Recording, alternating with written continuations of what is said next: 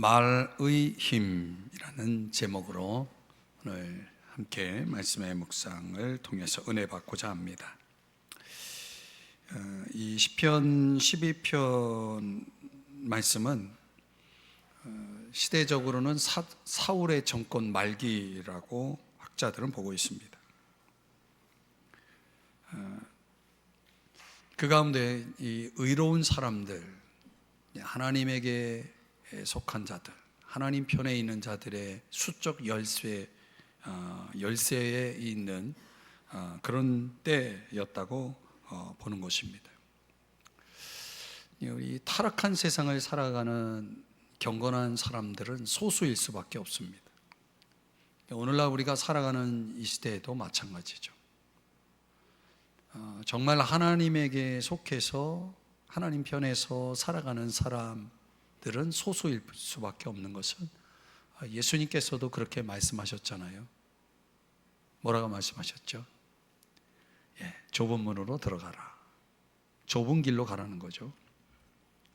근데 그 길은 굉장히 힘든 길이기 때문에 찾는 이가 적다라고, 소수라고 말하고 있죠. 성경은 분명히 그런 길을 가는 사람이 적을 것이다라고 말씀을 하고 있는 것입니다. 하나님 편에서 보면 의를 거부하는 불신자들의 수는 얼마나 많습니까? 이 시대를 놓고 봐도 점점 그런 사람들은 더 많아지고 있는 것입니다.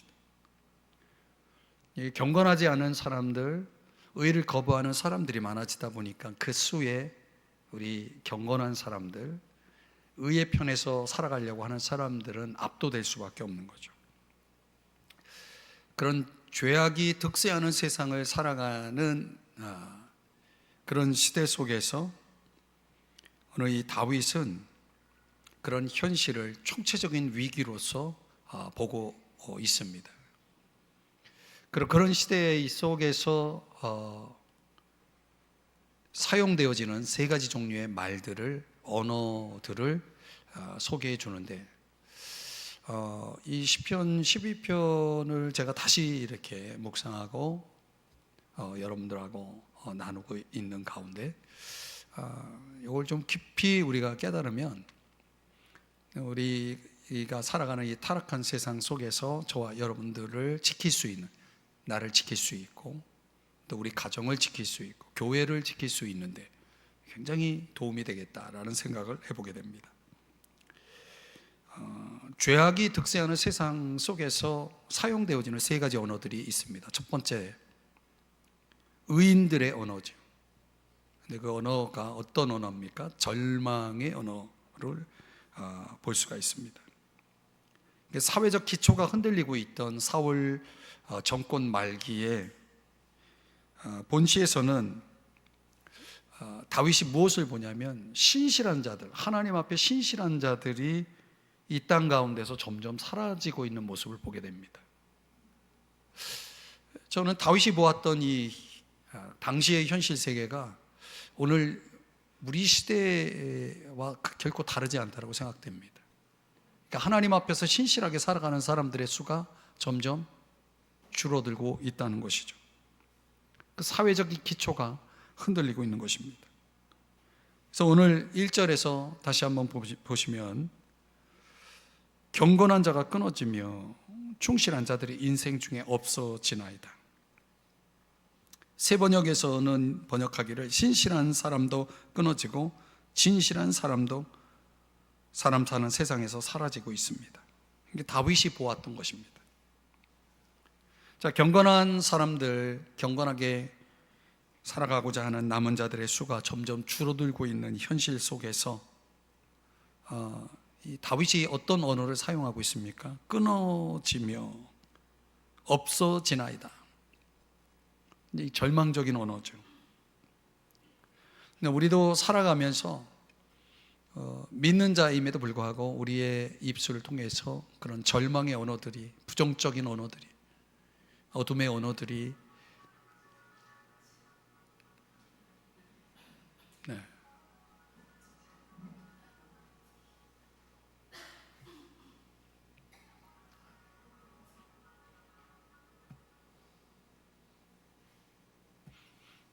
절망의 언어들이 사용될 수 있다는 거죠. 절망의 언어들. 저도 이렇게 생활하다 보면 제 입에서 전혀 생각지 못했던 그런 언어들이 제 입을 통해 나오는 걸 보면 제가 깜짝깜짝 놀랄 때가 있어요. 여러분들은 평소 여러분의 삶 속에서 어떤 언어들이 사용되는지를 아십니까? 그걸 가장 잘하는 사람이 누구냐면 나랑 가까이서 함께 사는 사람들이죠. 내 가족들, 직장 동료들, 이런 분들이 잘 아시겠죠. 그런데 그런 절망의 언어들이 사용될 때 믿는 사람들은 그 언어를 무엇으로 바꾸게 되냐면 1절을 다시 보면 여호와여 도우소서 이렇게 시작하죠. 야샤라고 하는 단어인데 야샤, 구출하다, 구원을 가져오다 이런 뜻입니다. 그러니까 절망적인 언어가 내 입에 담겨질 때 그때 저와 여러분이 해야 할 일이 뭐냐면 그것을 기도의 언어로 바꾸는 겁니다. 우리의 삶에 수많은 염려들이, 낙심들이, 절망들이 찾아오겠지만은 그럼에도 불구하고 우리에게는 어떤 언어가 있냐면 그 절망을 거두어갈 수 있는, 해결할 수 있는 기도의 언어라는 것이 있는 거죠. 그러니까 우리 의인들이 사용하는 절망의 언어, 그 절망의 언어를 기도의 언어로 바꾸면서 살아가는 법을 배워야 됩니다. 그러니까 여러분의 언어 속에 이 기도라고 하는 언어가 얼마만큼 더 채워지느냐에 따라서 이 타락한 세상, 죄악이 득세하는 세상을 살아감에 있어서 의인들이 얼마만큼 주님 앞에 남아있을 수 있는, 렘넌트가 될 수 있는지를 결정하는 거예요. 그런 기도의 언어를 사용할 줄 아는 사람들만 이 경건한 자들이 줄어들고 있는, 사라지고 있는 시대 속에 렘넌트, 남은 자들이 될 수 있는 거죠. 남은 자들이 되는 겁니다. 주님의 즉각적인 개입을 요청하는 거죠. 내가 절망적일수록 더 주님을 찾고 그분에게 매달리는 것입니다. 그러면서 다윗이 뭘 도와달라고 하는 겁니까? 다윗의 갈망이 뭐겠습니까? 이 땅 가운데 지금 하나님의 그 거룩한 목적을 위해서 하나님이 언약 관계로 세우신 주의 백성들이 그 언약적 관계 속에서 사명을 감당하는, 충실하게 살아가는 모습을 보고 싶어 하는 겁니다. 그러니까 하나님의 백성들이 하나님의 백성답게 살아가는 모습을 보기를 원하는 것이 다윗의 갈망인 거예요. 지금 다윗이 뭘 구하고 있냐면 그걸 구하고 있는 겁니다. 여호와여 도우소서. 하나님의 백성들이 하나님의 백성다운, 언약적 백성다운 삶의 모습을 충실히 견뎌나갈 수 있도록 도와달라고 기도하고 있는 것입니다. 창세기 12장의 2절 이하에 보면 그 언약 백성들에게 주어진 약속들이 바로 이거 아닙니까? 너는 복이 될지는, 복이 되어야 됩니다. 모든 민족이, 땅의 모든 족속이 너로 말미암아 복을 얻는데 너가 무너지면 세상은 희망이 더 없는 거죠. 그러니까 내가 의인으로서, 하나님의 백성으로서 내가 바로 서 있지 않으면 내가 복인데, 내가 복의 통로인데 이 복된 내가 무너지면 다 끝나는 겁니다. 여러분의 가정 속에 여러분이 복이 되어야 되는데 복인 여러분이 무너지면 여러분의 가정에 희망이 없는 거죠. 이런 절망의 언어를 가지고 있을 때 우리 믿는 사람들이 어떤 감정적인 상태에 이르게 되냐면 나 혼자라고 하는 생각을 느낄 때가 많아요. 나 혼자라고 하는 느낌, 홀로 남았다는 느낌이죠. 그러니까 다윗도 지금 사라지나이다, 없어지나이다, 끊어지나이다 이런 절망의 언어를 사용할 때 어떤 절박함이 있냐면, 그렇다면 나도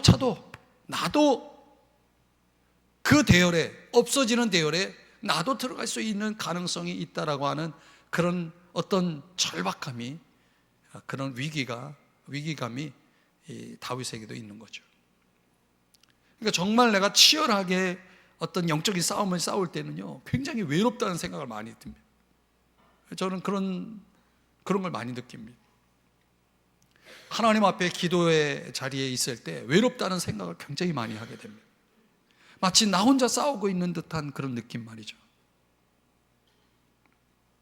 그 영적인 고독이 느껴지면 그 싸움에 그 쏟아지는 그 에너지가, 영적 힘이 굉장히 소진이 많이 되더라고요.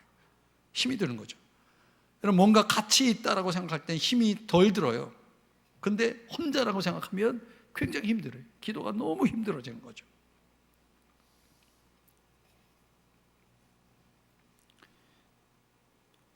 그런데 실제로 다윗이 그런 탄식을 하고 있지만은, 없어지나이다 라고 말하고 있지만 하나님의 눈에는 그렇지 않았다는 거죠. 다윗 혼자 남아있는 것이 아니었다. 다윗 혼자가 아니었다는 거예요. 그런 장면이 열왕기상 18장에 보면은 엘리야도 자기 혼자라고 생각했거든요.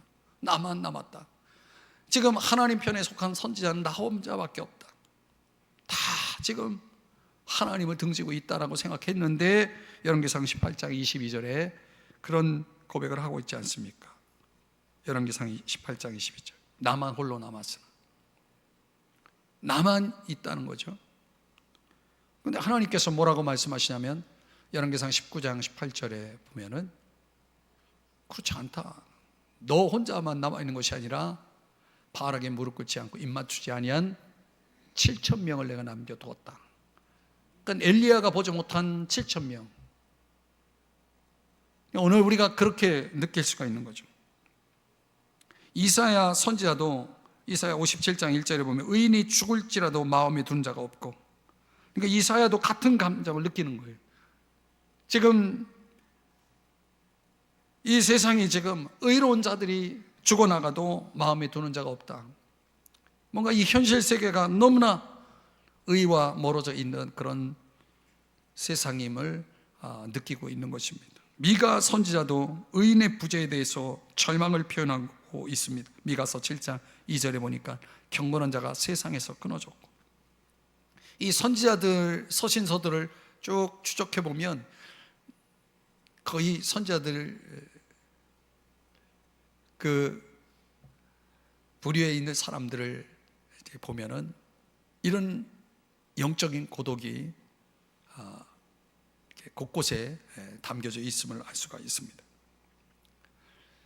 이 솔로몬 전도자도 전도서 10장 5절에 보니까 이 세상 속에서 한 가지 재난을 보았다 하면서 세상이 거꾸로 돌아가는 것에 대해서, 의가 무너지고 불의가 득세하는 이런 세상의 모습들, 이런 허물들이 여기선 재난이라고 말하고 있습니다. 한 가지 재난을 이제 목격하게 됩니다.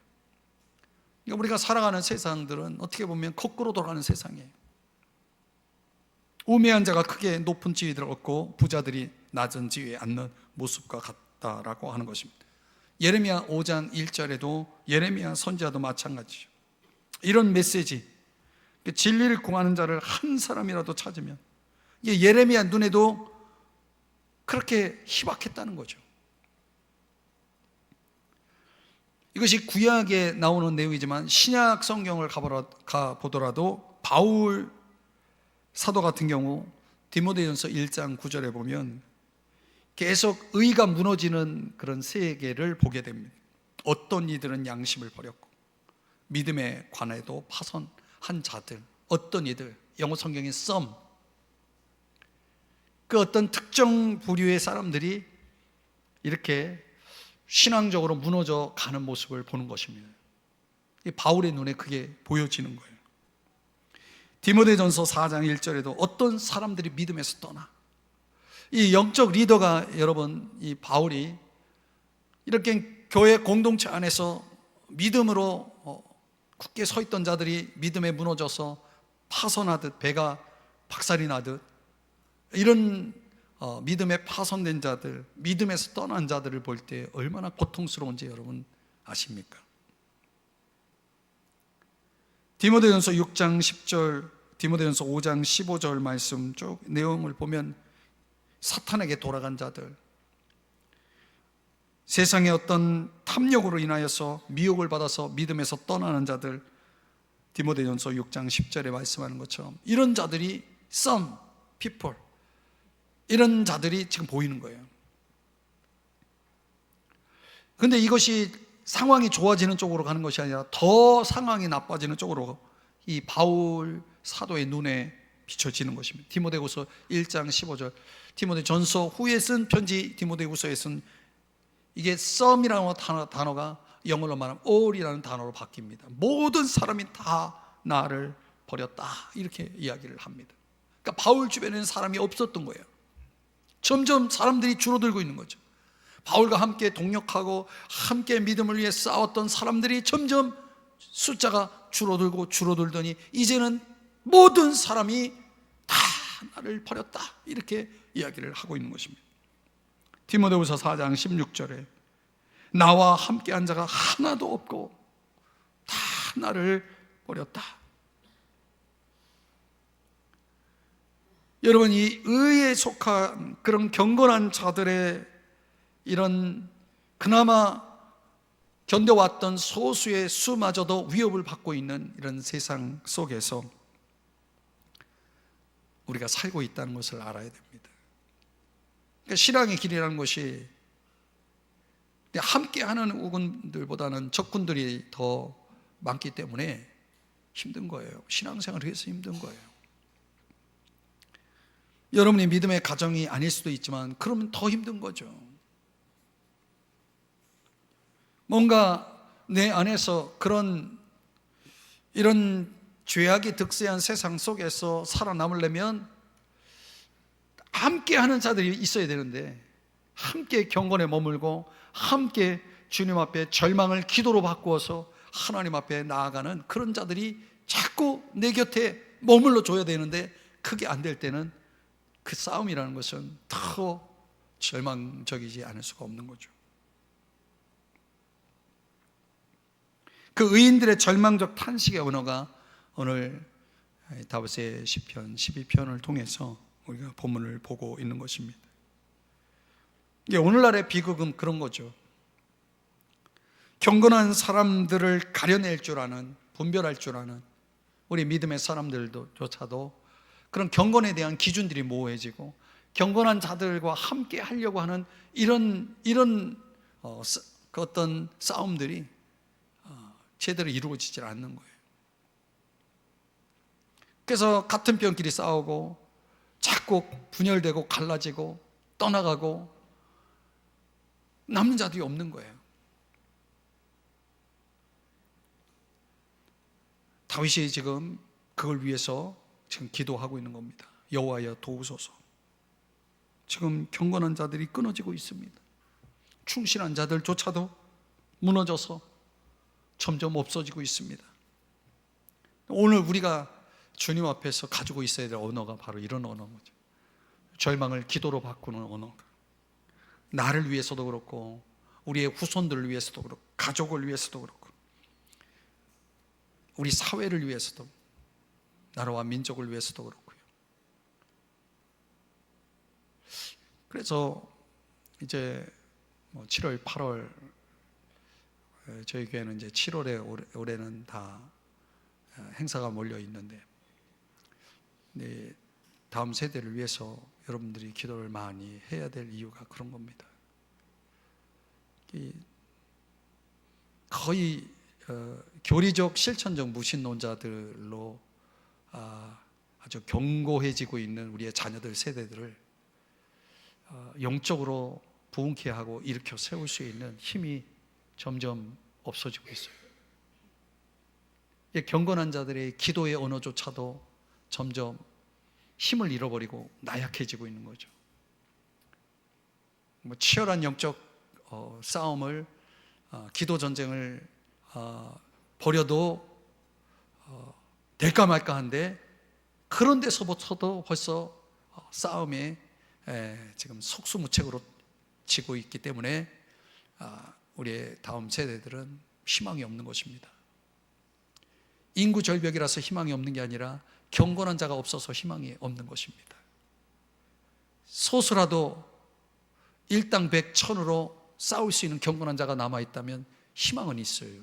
그러나 여러분, 우리 자녀 세대 과연 성령으로 거듭나서 하나님 앞에 살아계신 하나님을 친히 보고 인격적으로 만나서 하나님 편에 서 있는 자녀들이 과연 얼마나 됩니까?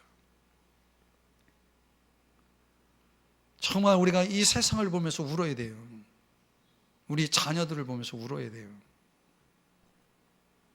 의인들이 이 절망의 언어 속에서 지금 그걸 기도로 승화해가지고 우리 주님 앞에서 엎드리지 않으면, 날마다 우리의 자녀들을 위해서 울지 않으면 대한민국은 희망이 없는 것입니다. 그러나 오늘 여러분들이 이런 자리를 통해서 의인들의 언어를 회복해야 됩니다. 기도의 언어를 회복해야 됩니다.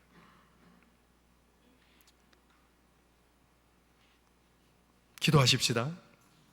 두 번째로, 오늘 이 죄악이 득세한 세상에서 다윗이 보았던 언어는 거짓 언어입니다. 거짓된 언어들, 악인들의 언어들이죠. 여러분, 성령 충만한 그리스도인들에게 나타나는 표지 중에 하나가 뭐냐면 분별할 수 있다는 거예요. 진리와 거짓을 구별할 줄 알고 분별할 줄 안다는 거죠. 그리고 거짓을 피할 수 있는 능력이 있다는 것입니다. 성령 충만한 사람들은 그것을 딱 가려낼 줄 알아요. 요한일서 2장 20절에 마지막 때에 기름 부음을 받은 성령을 받고 성령 안에서 신앙생활하는 사람들의 특징을 이렇게 소개합니다. 아느니라 그랬어요. 아느니라. 기름 부음이라는 성령을 받은 걸 얘기하는데, 성령을 받은 사람들의 특징은 알미 있다는 거예요. 알미, 지식이 있다는 거죠. 영적 지식. 그 지식이 기준이 돼서 참과 거짓을 구별해 낼 수가 있는 것입니다. 여러분, 이 마지막 때는 저희가 요한계시록이라고 하는 성경을 공부해서 벌써 꽤 됐더라고요. 요한계시록 공부한 지가. 이제 마지막 그 적그리스도가 그 정체를 드러내고 세상을 완전히 거짓으로 사람들을 지배하게 될 때가 오는데, 그때 성령을 받은 사람들 안에서만 그런 분별력을 가지고 그걸 가려낼 줄 알고 그걸 이겨낼 수 있게 되거든요. 그러니까 성령만이 그런 영적 지식을 던져주기 때문에 우리가 이 죄악이 득세한 이 세상 속에 살아가는 동안 저와 여러분에게는 바로 그런 분별력이 반드시 있어야 한다는 거예요. 다윗이 보니까 온통 세상은 속임수, 거짓으로 완전히 통제되어 있는 사회이라고 하는 사실을 보게 됩니다. 근데 속임수라고 하는 것은 어떤 몇몇 사람들, 몇몇 시대, 어떤 시대에만 국한된 것이 아니라 온 세대에 속한 특징이라는 사실을 그는 2절에서 이렇게 고백을 하는 것입니다. 다 같이 한번 2절, 3절 자막의 내용을 성경을 보시든지 같이 읽어봅니다. 시작. 그들이 이웃에게 각기 거짓을 말하며 아첨하는 입술과 두 마음으로 말하는 도다. 여호와께서 모든 아첨하는 입술과 자랑하는 혀를 끊으시리니.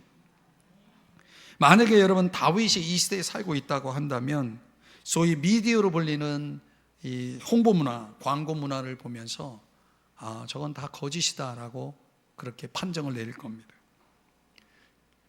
그러니까 오늘날의 미디어 커뮤니케이션이라고 하는 것이 사실은 이 지식인들로 가득 차 있는 현대 사회 속에 있어서도 참 아이러니하지만은 속임수라는 거죠. 얼마나 많은 사람들이 그 속임수에 넘어가는지 몰라요. 여기 거짓이라고 하는 단어는 샤브라는 단어입니다. 샤브샤브. 그걸 기억하세요? 그렇게 기억하시라고요. 거짓이라는 단어가 뭐라고요? 네, 여러분 좋아하는 샤브. 근데 이게 무슨 뜻이냐면 텅 비어 있다 이런 뜻이에요. 거짓은요, 속이 없는 거예요. 근데 우리가 속이 알차다고 생각하고 그거를 받아들이는 거예요. 그 샤브라고 하는 단어, 텅 비어 있다, 무의미하다, 허무하다, vanity라고 하는 그런 영어 단어로도 번역이 됩니다. 그러니까 세상의 언어는 그런 언어들인 거예요. 속이 없는 영어, 그 언어들인 거죠. 아첨이라고 하는 단어, 헬카라고 하는 단어, 오늘날의 언어들은 사람의 귀를 즐겁게 해주면서 그 내용 속은 비어있는, 의미 없는, 그러면서도 사람들을 마음을 사로잡기 위해서 두 마음에서 나오는 말을 쓴다는 거예요. 이런 걸 이제 현대어에서는 이중화법이라고 얘기합니다. 그러니까 들려오는 그 내용과 그 속뜻이 완전히 다른 거예요. 그러니까 우리를 속이려고 하는 이중화법들의 언어들을 세상에 사용한다는 거죠. 자랑하는 말들. 이 성경 배경 당시에 이 사울이 다윗을 죽이기 위해서 사람들에게 사용했던 말들을 지금 다 모아놓은 겁니다. 그러니까 다윗을 죽여야 되는데 자기 사울 왕이 자기 신하들에게 이런 거짓, 아첨, 두 마음, 자랑 이런 언어들을 동원해서 저 다윗은 죽여야 한다라고 하는 것을 설득했다는 거예요. 압살롬도 아버지에게 반란을 일으키기 위해서 아버지의 그 권위, 그가 가지고 있는 그 영광을 자기가 거머쥐기 위해서 사람들에게 사용했던 언어들을 그 같은 언어라고 할 수 있겠습니다. 잠언 26장 28절에 보면 그런 언어들은 결국은 패망을 일으키느니라 그랬거든요. 패망을 일으키느니라. 그러니까 흔히 이 세상 언어들은 의사소통이라고 하는 그런 옷을 입고 있지만 실제로는 조작이라는 거예요. 조작된 언어들이 너무 많다는 거죠. 진실된 언어가 아니에요. 조작된 언어를 사용한다는 거예요. 너무 그 속에 악을 담고 있는 그런 조작된 언어들이 사용되고 아첨이라고 하는 형태로 사용되는데, 이 아첨이라고 하는 단어의 어원을 연구해 보면 사람에게서 영광을 얻기 위해 구하는 행위, 이렇게 되어 있습니다. 사람에게서 영광을 얻기 위해서, 사람에게서 뭔가 내가 유익을 얻기 위해서 하는 언어들을 아첨의 언어라고 하는 것입니다. 헬카라고 얘기를 하죠. 예컨대 바울은 데살로니가전서 2장 5절에 사역을 하면서 아무 때에도 자기는 아첨하는 말이나 탐심의 탈을 쓰지 아니한 것을 하나님이 증언하시니라. 왜 이런 언어들을 사용하지 않냐면 바울은 하나님에게서 영광을 구하는 사람이기 때문에, 사람에게 영광을 구하지 아니하는 사람이기 때문에 이런 언어를 사용할 필요가 없었던 거예요. 그러니까 아첨이라고 하는 것은 사람에게도 사용하기도 하고 나 자신에게도 사용하기도 하고 하나님에게도 사용해요. 그런데 여러분, 흥미로운 거 하나 여러분에게 성경을 보여드리면 시편 78편에 보면 하나님에게 사용되는 언어가 있다는 거예요. 하나님에게 사용되는 아첨. 여러분, 종종 저와 여러분이 하나님 앞에서 이런 언어를 사용할 때가 있다는 거예요. 하나님에게 잘 보이기 위해서 우리가 하나님에게 뭐 할 수 있냐면 아첨할 수 있다는 거예요. 내용인즉 이런 겁니다. 시편 78편 34절에 보니까 하나님이 그들을 죽이실 때 그들이 그에게 구하며 돌이켜 하나님을 간절히 찾았고, 자 보세요, 하나님을 간절히 찾았다는 거예요. 그럼 하나님은 얼마나 감동을 받았겠어요. 저들이 나를 드디어 간절히 찾는구나. 35절, 지존하신 하나님이 그들의 구속자이심을 기억하였도다. 간절히 찾은 이유가 뭐예요? 하나님이 진정한 구속자라고 하는 사실을 기억했기 때문에 하나님을 찾았다는 거예요. 이 내용만 가지고는 드디어 이스라엘 백성이 하나님 앞에서 정신을 차리고 그들이 진정 마음을 하나님께로 이제 돌이켰구나, 이렇게 보여지는 내용이잖아요.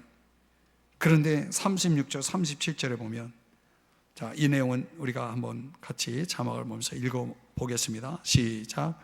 그러나 그들이 입으로 그에게 아첨하며 자기 혀로 그에게 거짓을 말하였으니 이는 하나님께 향하는 그들의 마음이 정함이 없으며 그의 언약에 성실하지 아니하였으리로다. 겉으로는 그들이 간절히 하나님을 지금 찾고 하나님이 우리의 구속자입니다라고 하는 이런 신앙 고백도 하고 있지만은, 하나님이 보시니까 그거는 저들이 지금 하나님에게 뭐 하고 있는 거예요? 아첨을 하고 있는 것이고 거짓을 말하고 있는 것이었다는 거예요. 하나님은 뭘 근거로 그거를 아첨이라고 말하고 거짓이라고 말하고 있습니까?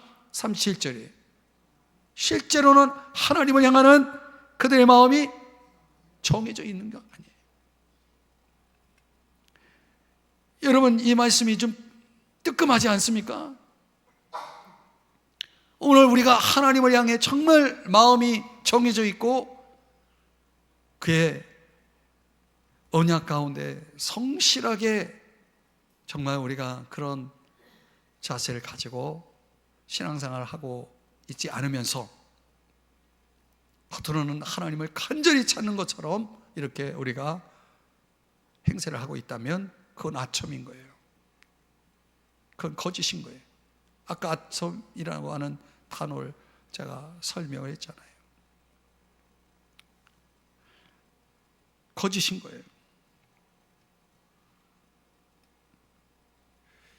이거를 신약적인 언어로 설명을 한다면 결국 사람이 입으로 말하는 것은 다 마음에서 나오는 것이기 때문에 그렇다는 겁니다.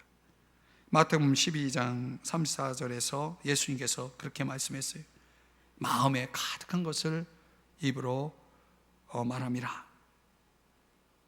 그 마음 중심이 악한데 그 악한 것이 다 드러나게 되어 있다는 것입니다. 거짓된 자들, 다윗이 볼 때에는 거짓된 자들은 두 마음으로 말하는 자들, 분심, 하나님에게 마음을 정해놓지 않고 그냥 하나님을 간절히 찾는 척 하는 그런 행위를 이야기하고 있는 것이죠.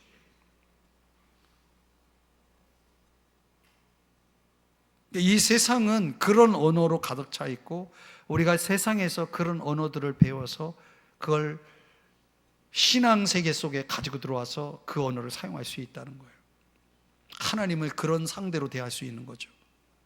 하나님을 그런 존재로 대할 수 있다는 것입니다. 시편 86편의 말씀대로라고 한다면 백성들의 마음속에 뭐가 없냐면 일심이라는 것이 없어요. 일심, 마음이 하나인 것, undivided예요. 그러니까 나뉘어지지 않은 마음. 세 번역에서는 한결같은 마음이라고 번역을 했더라고요. 한결같은 마음. 그러니까 저도 하나님을 이렇게 간절히 찾는 것 같아도 제 마음이 정말 한결같은지는 저도 제 마음을 모를 때가 있거든요. 그러니까 오늘 우리가 하나님을 향한 우리의 마음이 정함이 없다는 것은 한결같지 않다는 거예요. 이랬다 저랬다, 하나님을 믿는 건 또 아니고 안 믿는 것도 아니고 갈피를 잡을 수 없는 그런 마음들이 사용하는 그런 마음을 가지고 있는 사람들이 사용하는 언어들, 오늘 그런 언어가 세상에 가득 차 있다는 거예요. 마음 없는 말들, 그런 언어들이 가득 차 있다는 거예요. 12장 4절에 보면 우리를 주관할 자 누구리요? 교만의 언어들. 세상은 하나님을 하나님으로 여기지 않고 인정하지 않기 때문에 세상 사람들이 사용하는 언어들은 다 결국 교만의 언어라고 할 수 있겠습니다. 베드로후서 2장 18절, 그들은 허무맹랑하게 큰 소리를 칩니다. 나중에 적그리스도가 요한계시록 13장 5절에 보면 큰 소리를 치며 하나님을 모독하는 말을 한다고 그랬죠. 지금 적그리스도가 하는 언어를, 적그리스도가 사용하게 된 언어를 세상 사람들이 사용하고 있어요. 하나님을 모독하는 말들을 서슴지 않고 하는 사람들이 우리 주변에 많습니다. 정말 듣기에 거북하고 민망할 정도의 하나님을 모독하는 언어들을 그냥 우습게 사람들 앞에서 내뱉는 사람들이 너무나 많아요. 그런 의사소통의 시대를 살아가고 있는 우리들이 옳고 그름에 대한 올바른 분별력을 할 수 있는 능력을 우리가 갖추지 않는다면 세상 사람들은 그런 언어들을 가지고 저와 여러분을 자기들을 따르게 하려고, 우리를 이 경건의 길을 이탈하게 하려고 사도행전 20장 30절에 말씀하는 것처럼 어그러진 것을 말하는 사람들이 다가올 것입니다. 우리를 흔들 것입니다. 로마서 16장 18절에 말씀하는 것처럼 간사하고 아첨하는 말로 순진한 사람들을 속이는 자들이 우리 주변에 널려 있는 것입니다. 그래서 바울은 로마서 16장 19절에서 선한 일에는 지혜로워야 된다라고 말하고 있는 것입니다. 악한 일에는 순결해야 된다라고 말하고 있는 거죠. 그러니까 우리가 세상 가운데 철저하게 우리 귀에 들려오는 언어들을 분별할 수 있는 그런 능력을 가지고, 거짓을 피할 수 있는 능력을 가지고 살지 않으면 오늘 우리도 이 경건의 대열 속에서 이탈할 가능성이 다분하다라는 것이죠. 그러니까 살아남는다는 게 참 이 마지막 때 주님 앞에서 신앙적으로 견고하게 남아 있는다는 것이 얼마나 어려운지를, 그래서 경건의 길을 간 사람들은 소수가 될 수밖에 없는 거죠. 세상에 믿는 사람들은 많다라고 하지만 그들이 다 경건하다라고 할 수 없는 거예요. 교회에 나오는 사람들은 많지만 그들을 경건하다 말할 수 있는 사람은 누가 있습니까? 그래서 다윗은 오늘 본문에서 세 번째로 이제 하나님의 언어에 주목을 합니다. 하나님의 언어, 구원의 언어죠. 5절, 여호와의 말씀에 간연한 자들의 눌림과 궁핍한 자들의 탄식으로 말미암아 내가 이제 일어나, 이 하나님의 언어입니다. 이제 일어난다는 것은 그분이 개입하시겠다는 거예요. 그분이 심판하시겠다는 거죠. 누구를? 속이는 자들, 거짓된 자들을 심판하시겠다. 그래서 가련하고 궁핍한 사람들, 하나님이 돌아보시는 자들이 안전한 지대에 있게 하시겠다는 거죠. 안전한 지대, 예샤라고 하는 단어는 구원이라는 단어입니다. 새 번역에서는 이제 내가 일어나서 그들이 갈망하는 구원을 베풀겠다라고 말씀하고 있는 거죠. 그러니까 하나님의 언어는 그분의 말씀을 통해서 우리에게 전달되는 언어입니다. 우리가 이런 언어들을 받아야 우리가 구원을 얻는 거예요. 그런 언어들이 우리를 살리게 돼 있는 거죠. 그래서 6절, 7절 말씀에 오니까 다 같이 한번 읽겠습니다. 시작. 여호와의 말씀은 순결하며 흙도가니에 7번 단련한 은 같도다. 여호와여 그들을 지키사 이 세대로부터 영원까지 보존하시리이다. 그러니까 하나님의 말씀은 흙도가니에 7번 단련한 은 같아요. 7번 단련한 은이라는 것은 최고의 순전함을 강조하는 것입니다. 이미 그 순전도가 입증이 되어진 거죠. 그리고 그것이 보존되어 있는 말씀이기 때문에 우리는 그것을 신뢰할 수가 있는 거예요. 하나님의 말씀은, 세상 사람들의 말은 너무나 값싸고 일시적이고 텅 비어있는 그런 거짓되고 허무한 무의미한 그런 언어들이겠지만은 하나님의 말씀은 너무나 값지고 순전하고 얼마든지 우리가 의지할 수 있는 말씀이 되는 거예요. 그래서 시편 119편 72절 127절에서는 천천금은보다 좋은 것이다 라고, 순금보다 더 사랑하나이다 라고 고백하고 있는 거죠. 사람들은 오늘날 사람들은 성경을 상대적으로 무가치하게 생각하게 돼요. 그 속임수와 아첨으로 만들어진 사람들의 말에는 돈을 막 쏟아붓고 그것을 얻기 위해서는 사람들이 투자를 하는데 성경에 대해서는 무가치하게 여기며 성경을 멀리하는 세상인 것입니다. 우리는 이 세상에 얼마나 많은 거짓말로 거짓으로 채워지든 우리는 하나님 말씀을 충만하게 채우면서 살아가야 될 줄 믿습니다. 예레미야 1장 12절에 보니까 내가 내 말을 지켜 그대로 이루시겠다라고 말씀을 하고 있는 것입니다. 하나님 말씀이 우리 안에서 충만하게 채워지면 저와 여러분은 유혹에 흔들릴 것도 없고 그 말씀이 우리를 살려주시는 것입니다. 119편 36절과 50절의 말씀에 말씀하는 것처럼 내 마음을 주의 증거들에게 향할 때에 우리가 세상 탐욕에 향하지 않게 되어지고, 때로는 고난 중에 있을 때 그 말씀이 위로를 주어서 나를 살려주시는 말씀이 되어지는 것입니다. 그러니까 우리가 이런 하나님의 언어인 말씀에 근거한 언어들을 자꾸 사용하는 삶을 살아야, 여러분이 경건의 이 언어를 자꾸 사용해야 여러분들의 생각과 여러분의 삶이 강해지고 거룩해지고 올바르게 되고, 그것이 여러분을 살려주고 여러분의 인생을 복되게 하는 것을 믿으시기 바랍니다. 그러니까 하나님의 말씀, 구원의 언어가 주어지면 죽은 나사로도 살아나고 야이로의 딸도, 죽은 소년도 다 벌떡벌떡 일어나는 거예요. 주의 말씀이 잠언 25장 11절에서는 경우에 합당한 말이라고 말씀하고 있습니다. 은쟁반의 금사와 같다. 항상 말씀을 생각하고 말씀을 묵상하고 그 말씀이 우리를 살리는 역사가 일어나기를 주의 이름으로 축복합니다. 주의 말씀대로 시편 119편 154절에 말씀하는 것처럼 우리를 살려주실 것입니다. 이제 말씀의 결론을 내리면, 여러분, 우리가 살아가는 세상은 집단주의 사회입니다. 그 집단이 그 각 사람의 인생의 방향을 규정합니다. 이렇게 살라라고 강요하죠. 그러니까 우리가 집단 속에 살아가다 보면 집단의 언어에 굉장히 민감해지고 거기에 우리가 휩쓸릴 때가 많아요. 옳고 그름이 아니라 집단의 언어 속에 갇혀서 살아갈 수밖에 없는 거죠. 그런데 말씀드린 대로 진리를 따르는 사람들은 소수라고 그랬잖아요. 집단은 다수지 소수가 될 수가 없습니다. 집단이 진리 위에 서게 되는 것입니다. 하나님 위에 서게 되는 거죠.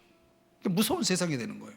앞으로는 그렇게 될 거예요. 그래야 적그리스도가 이 세상을 지배하기가 좋게 되죠. 그 절대 권위와 권력이, 권세가 그 적그리스도에게 집중될 수 있는 방법으로 사회는 점점 그렇게 가게 되는 겁니다. 예수님이 우리에게 걸으라 하시는 길은 소수의 길이고 좁은 길이기 때문에 우리가 살아가는 세상은 집단이 주류라고 할 수 있겠지만은, 힘을 가진 자들이 주류라고 하겠지만은, 영적으로 보면 하나님이 더해져야 그 사람이 주류가 되는 거예요. 왜냐하면 하나님이 이 세상을 주관하고 있기 때문에. 그러니까 여러분, 집단이 여러분의 인생의 방향을 결정하게 만들지 말고 하나님의 말씀이 기준이 돼서 저와 여러분이 그 말씀을 통해서 강해지고, 그 말씀을 통해서 구원을 얻고, 그 말씀을 통해서 거룩해져서, 이 변절이, 배교가 판을 치고 있는 이 세상, 죄악이 득세하는 세상 속에서 여러분들이 렘넌트 살아남아 주님 앞에 서는 남은 자들이 다 되어야 하는 것입니다. 그래서 우리에게 세 가지 언어를 보여준 겁니다. 기도의 언어, 절망이지만 절망을 딛고 일어설 수 있는 기도의 언어를 가지고 살아야 된다. 여러분 안에 있어 이 기도가 끊임없는 언어가, 기도의 언어가 쏟아져 나와야 돼요. 세상에 수많은 허무한 언어들이, 무의미하고 헛된 텅 빈 언어들이, 거짓된 언어들이 횡행하고 있을 때 여러분들이 그런 걸 다 분별하고 가려내 진리를 기준으로 해서 분별해서 진리 안에서 여러분들이 더 강해지고 더 거룩해지고 더 주님 원하시는 길을 가야 될 줄 믿습니다. 오늘 여러분의 삶에 이런 주의 말씀에 근거한 그런 언어들이 가득 차서 어딜 가든지 여러분의 자녀들 앞에서도 이 하나님의 언어를 사용하시고, 성도들과 모여 교제할 때도 하나님의 언어를 사용하고, 여러분이 친구들을 만났을 때도 하나님의 언어를 사용할 줄 알고, 가는 곳마다 이 하나님의 언어를 전파하고 적용하고 그 기준을 가지고 살아가는 저와 여러분이 될 수 있기를 주의 이름으로 축복합니다. 축복합니다. 기도하겠습니다. 하나님 아버지, 오늘 죄악이 득세하는 이 어두운 세상 속에서 좁은 길을 가는 소수의 편에 서는 그 어려움이 무엇인지를 너무나 잘 알고 있고 실감하고 있는 우리들입니다. 주여, 하나님을 더하여 하나님 보시는 주류에 속한 저희들, 주님 앞에 남은 자로서 그 영광의 자리에 설 수 있는 귀한 경건한 하나님의 사람들로 우리 모두가 살아갈 수 있도록 주여 우리의 마음과 생각을 붙들어 주시고, 하나님을 향한 우리의 마음이 정해지게 도와주시고, 하나님 앞에 이 절망적인 세상 속에서 기도의 언어를 가지고 살아갈 수 있도록, 하나님 앞에 더 엎드릴 수 있도록, 나 혼자만이라고 하는 그런 생각이 아니라 우리 주님께서 남겨놓은 7천이 있다는 사실을 알고 함께 싸워나가는, 함께 기도하는 귀한 성도들이 되게 하여 주시옵소서. 오늘 이 시간 기도할 때 우리의 기도를 들으시는 주님, 우리의 기도에 귀 기울여 주시고 오늘 우리를 도와주시기를 간절히 빌고 나오며 예수님의 이름으로 기도드립니다. 아멘.